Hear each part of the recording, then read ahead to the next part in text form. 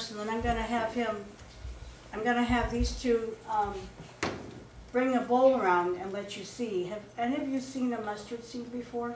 The scripture is Matthew chapter 17, verse 20. And it says, he replied, because you have so little faith. I tell you the truth. If you have faith as small as a mustard seed, you can say to this mountain, move from here to there, and it will move. Nothing will be impossible for you.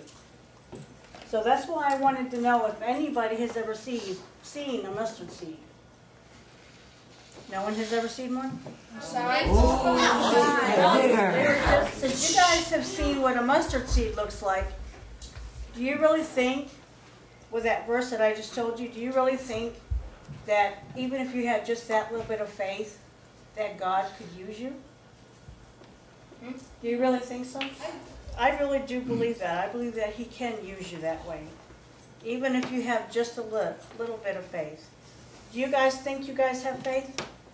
I know I believe you do, because if you weren't here, if you didn't have faith, you would not be here. Because I really believe that God is talking to you and telling you that you need to be here. And if you didn't have that faith, you would not be here, I don't think. I know what a lot of you are going through, though, because there were times that I didn't think I had faith. I didn't think I had even just that little bit. I never thought that I did. And there were, and if some of you don't feel that way also, I know what you're going through. I went through. I grew up with physical, emotional, and verbal abuse in my home. And when I got married, I picked a man that did the same thing. I went through physical, and emotional, and verbal abuse with him too. He was a very mean person. God will put people in your lives that will help you. And even though that there are times that you don't think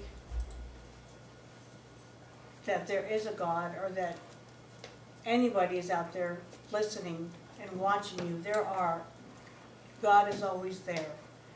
And He brings people into your lives to help you, to go through when you